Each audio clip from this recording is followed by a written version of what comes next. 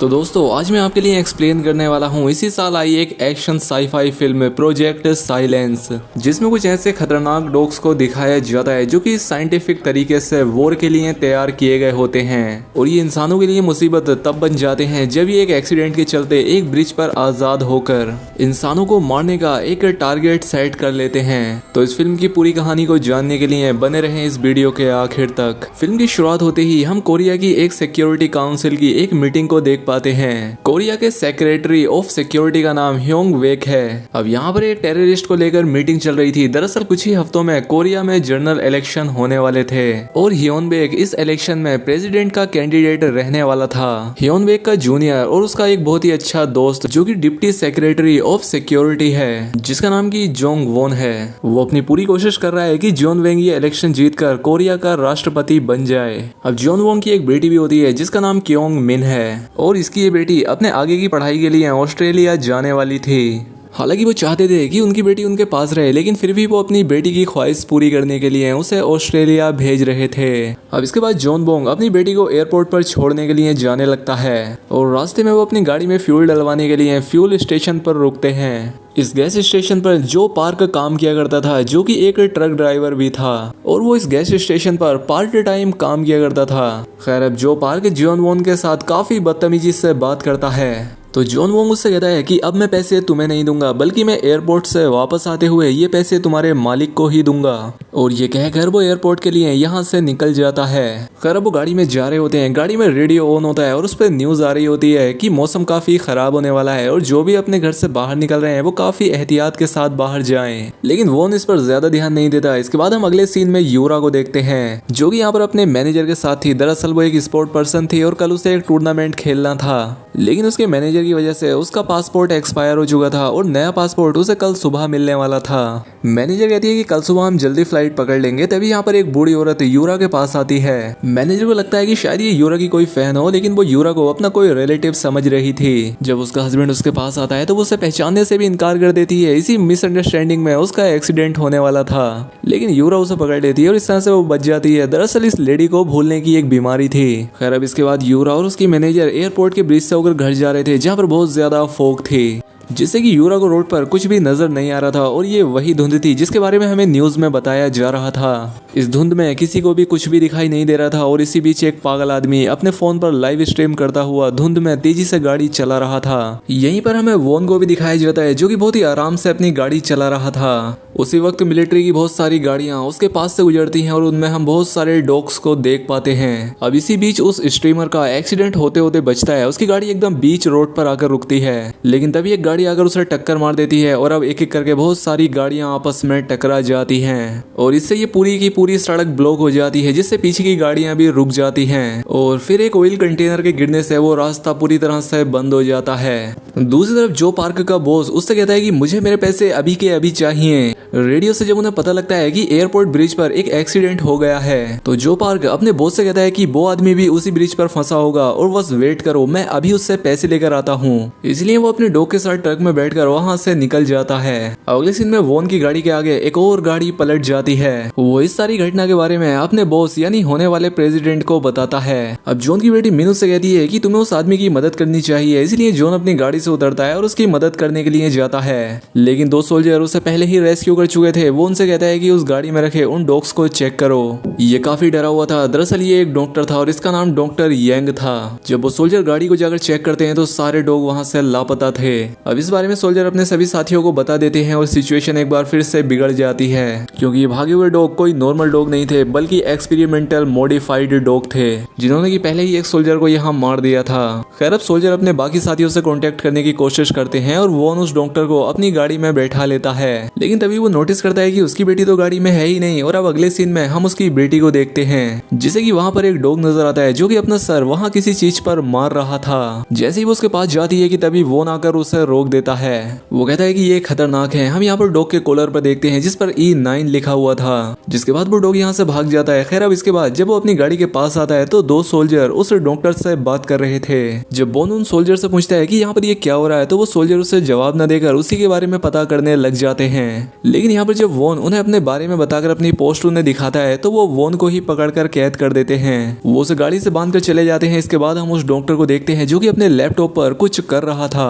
वो यहाँ पर सभी डॉग्स की लोकेशन देख पा रहा था, इसीलिए वॉन उससे पूछता है कि ये सब क्या है, तुम मुझे बता सकते हो। जिस पर डॉक्टर कहता है कि जब तक तुम मेरे साथ हो तुम्हें कुछ नहीं होगा, लेकिन अगर हाँ तुमने मुझे डिस्टर्ब किया तो हमारे साथ साथ सब मारे जा सकते हैं। यहाँ पर हमें पता लगता है कि वो सभी डॉग्स को कंट्रोल भी कर सकता था। वो एक सोल्जर को टारगेट बनाता है और बाकी सभी डॉग्स उसी सोल्जर पर हमला करने लगते हैं और वो सोल्जर बड़ी ही मुश्किल से सभी डॉग्स को वापस उसी कंटेनर में डाल देता है। लेकिन यहाँ पर जो E9 डॉग थी वो इनसे कंट्रोल नहीं हो पाती और ये देखकर वो डॉक्टर काफी परेशान हो जाता है। खैर उस डॉग वाले कंटेनर को लेने के लिए यहाँ पर एक हेलीकॉप्टर आता है। यहीं पर हम जो पार्को को देखते हैं जो कि यहाँ पर आ चुका था। तभी उसका डॉग उस कंटेनर के पास भाग जाता है जहाँ पर की बाकी डॉग्स है, इसीलिए जो उसे लेने के लिए उसके पास जाता है, लेकिन सोल्जर उससे पकड़ लेते हैं। अब इसके बाद यहाँ पर वॉन और डॉक्टर आते हैं। वॉन उससे पूछता है कि ये सब क्या हो रहा है तो डॉक्टर उससे कहता है कि प्रोजेक्ट साइलेंस। ये सुनकर उसकी समझ में कुछ भी नहीं आता। वो कुछ और पूछना चाहता है लेकिन सोल्जर उसे पकड़कर पीछे कर देते हैं। अब यहाँ पर हम जो को देखते हैं जो कि मिन के डॉग को पकड़ लेती है। सोल्जर उसे भी रोकते हैं लेकिन जो उन्हें पीछे कर देता है। अब यहाँ पर डॉक्टर काफी टेंशन में था लेकिन सोल्जर उससे कहते हैं कि हम E9 को लेने के लिए वापस फिर से आएंगे।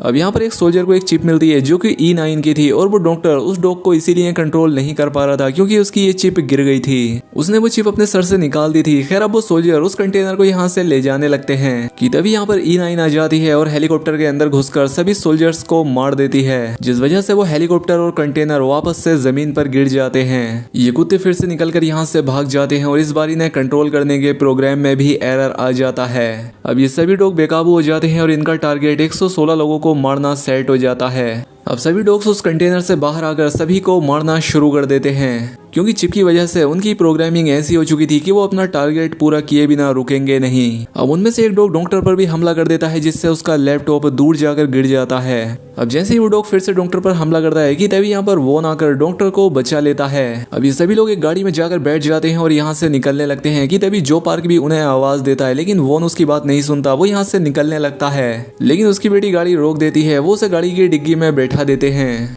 और यहाँ से निकल जाते हैं। अब हेलीकॉप्टर के क्रैश होने की वजह से यहाँ पर एक ब्लास्ट होता है और आग लग जाती है। यहाँ पर वॉन किसी से कांटेक्ट करने की भी कोशिश करता है लेकिन सिग्नल ना होने की वजह से वो ऐसा नहीं कर पाता।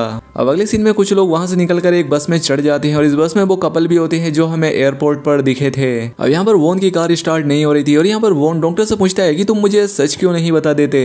वो डॉक्टर उसे सच बताते हुए कहता है कि ये सभी डॉग्स मैंने ही बनाए हैं और मैंने इन्हें इस तरह से बनाया था कि इंसानों की आवाज पहचान कर उनका कहना मानेंगे।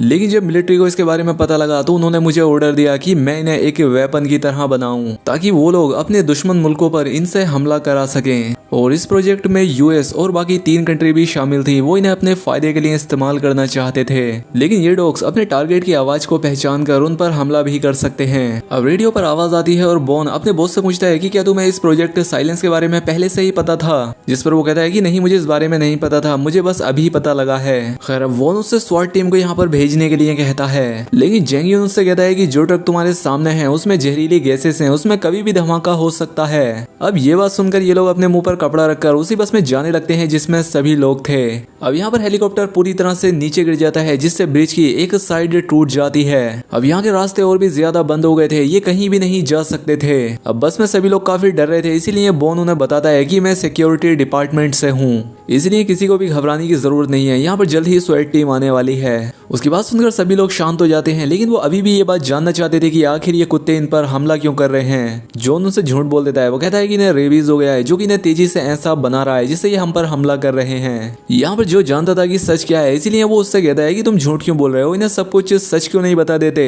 जिस पर वॉन कहता है कि अगर तुम अपना मुंह बंद रखोगे तो तुम्हें एक हेल्पर अवार्ड के साथ अच्छा इनाम भी दिया जाएगा। खैर अब इसके बाद यहाँ पर स्वैट टीम आ जाती है जहाँ पर बॉन उनसे कहता है कि तुम्हें सबसे पहले उन डॉग्स को मारना चाहिए, लेकिन वो लोग कहते हैं कि हमें तो कोई डॉग मिले ही नहीं। दरअसल वो डॉग इन्हें छिप कर देख रहे थे। खैर अब ये लोग बाहर निकलकर आगे बढ़ने लगते हैं तो वो डॉक्टर एक कार से टच हो जाता है जिससे उस कार से आवाज आने लगती है। वो सभी लोग उसे ध्यान से चलने के लिए कहते हैं लेकिन तभी आसपास की कारों से भी आवाजें आने लगती हैं और ये उन डॉग्स ने किया था। अब वो डॉग्स स्वैट की टीम के लोगों को मारने लगते हैं। वो अपनी बेटी को देखता है जिसे कि एक डॉग ने घेर लिया था। वो उसकी बुक्स को लेकर जा रहा था, लेकिन वो बुक्स उसकी मोम की थी जो कि अब इस दुनिया में नहीं थी। लेकिन तभी यहाँ वोन आकर उसे बचा लेता है, लेकिन वो डॉग उसकी बुक्स लेकर चला जाता है। अब वोन मिन को एक बस में छिपा देता है, लेकिन उसका रेडियो बाहर ही गिर जाता है। वो मिन से कहता है कि तुम यहीं पर रुको, और वो खुद बाहर आ जाता है। यहाँ पर उसे कुछ सर्वाइवर्स मिलते हैं जिनमें वो ओल्ड कपल और जो पार्क भी था। वो उन्हें प्रोजेक्ट साइलेंस के बारे में सब कुछ बता देता है। अब बस के अंदर वो डॉक्टर आता है और वो उन्हें E9 के बारे में बताता है। वो मिन से कहता है कि ये सारे डॉग्स E9 के ही क्लोन हैं, क्योंकि उनका मकसद ही E9 को एक ब्रूटल डॉग बनाना था। इसलिए उन्होंने उसके सामने ही उसके पपीज को मार दिया ताकि वो खतरनाक बन जाए। और E9 यहाँ पर सिर्फ शिकार ही नहीं कर रही बल्कि वो अपना बदला ले रही है। अब वो उन सभी सर्वाइवर्स के साथ आगे बढ़ता है। इनके हाथों में फ्लेयर्स और आग भी थी इनकी सेफ्टी के लिए। यहाँ पर जितने भी डॉग थे वो सभी E9 की तरह ही खूंखार थे, और सबसे परेशानी की बात ये थी कि E9 तो किसी के कंट्रोल में भी नहीं थी। अब वो जंगियन से बात करता है और कहता है कि ब्रिज साइड पर आ जाओ, स्वेट टीम तुम्हें यहाँ से ले जाएगी और वो डॉग्स को बाद में देख लेंगे। साथ ही वोन कहता है कि वो डॉग्स बहुत ही खतरनाक हैं, हमें अपने स्नाइपर को रेडी रखना चाहिए। लेकिन जंगियन उसकी बात नहीं मानता, क्योंकि यहाँ पर मीडिया आने वाली थी और किसी को इस बारे में पता लग जाता तो इनके लिए ये अच्छा नहीं था। जिस पर वोन कहता है कि लेकिन यहाँ पर जितने भी लोग हैं वो तुम्हारे बारे में जानते हैं और हम तुम्हारे पास बस से आ रहे हैं। इसके बाद वोन रेडियो बंद कर देता है और जंग परेशान हो जाता है कि वो प्रेसिडेंट बन पाएगा भी या नहीं। वो सभी लोग बस के पास आ जाते हैं और दरवाजा अंदर से बंद था। यहाँ पर वो डॉग्स भी आ जाते हैं। यहाँ डॉक्टर को डर लग रहा था, इसलिए वो मिन से दरवाजा बंद रखने के लिए कहता है। अब जो यहाँ पर अल्कोहल से उन डॉग्स पर आग फेंकता है और दरवाजा खोलकर अंदर चला जाता है, और इस तरह से सभी लोग भी अंदर आ जाते हैं। अब जो अंदर आकर डॉक्टर को मारता है, क्योंकि इसकी वजह से ये सभी लोग मर सकते थे। अब इसके बाद हम जंगियन को देखते हैं। वो सोच रहा था कि आखिर वो इस बात को कवर कैसे करे। अब यहाँ पर हमें एक और बात का पता लगता है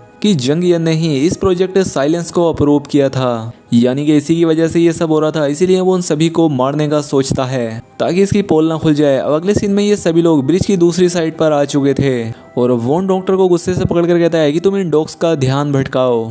लेकिन वोन की बेटी कहती है कि हमें इसकी जगह ट्रैप्स लगाने चाहिए। इसलिए ये लोग ट्रैप्स सेट कर देते हैं और बस के पीछे वाली साइड पर चले जाते हैं। बस का दरवाजा खुले होने की वजह से डॉग्स अंदर आ जाते हैं और उस ट्रैप में फंस जाते हैं। ये उन्हें बस में कैद कर देते हैं। अब ये सभी लोग बस से बाहर आ जाते हैं, लेकिन उस ओल्ड मैन के वाइफ की जान चली जाती है, क्योंकि वो बहुत ही ज्यादा जख्मी थी। वो आदमी अपनी वाइफ को छोड़ना नहीं चाहता था, और उस बूढ़े आदमी को भी वो डॉग्स मार देते हैं। इन्हें इस बात का बहुत दुख होता है। अब वो ब्रिज पर टीम को ढूंढते हैं, लेकिन उनकी मदद के लिए यहाँ कोई नहीं आया था।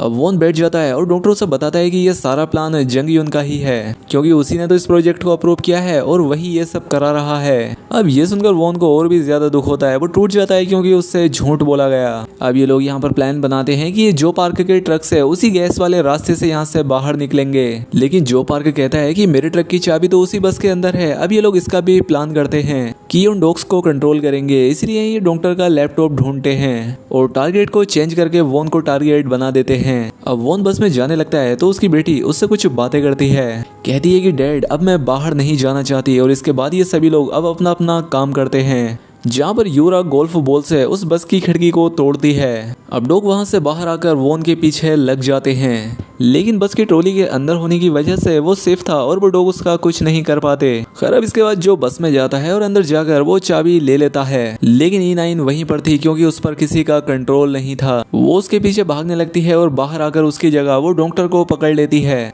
अब वो ब्रिज और भी ज्यादा टूटने लगता है, जिससे ये डॉग नीचे पानी में गिरने लगते हैं। E9 भी वहां पर भागती है क्योंकि दरअसल उसका अभी भी एक बच्चा जिंदा था। अब क्योंकि वोन भी नीचे गिर रहा था, इसलिए वो सभी लोगों से कहता है कि वोन का ट्रक रोक दो, क्योंकि अगर वो यहाँ है तो वो भी उसके साथ नीचे गिर जाएंगे। लेकिन मिन जो कि ट्रक का एक वायर निकालती है और उससे नीचे चली जाती है। यहाँ पर E9 भी थी जो कि अपने बच्चे के साथ पानी में गिर जाती है। अब नीचे जाकर मिन उस वायर को वोन की ट्रॉली से जोड़ देती है और जो पार्क उसे अपने ट्रक से ऊपर खींच लेता है। लेकिन अब वो ब्रिज बहुत ही तेजी से गिरने लगता है, इसलिए ये सभी लोग जल्दी से उस टॉक्सिक गैस वाले एरिया को भी पार कर लेते हैं और फाइनली वो आगे पहुंच जाते हैं, जहां पर जंगियन और बाकी सभी उनका इंतजार कर रहे थे। जंगयून यहाँ उसे देखकर डर जाता है कि कहीं उसके बारे में सबको ना बता दे।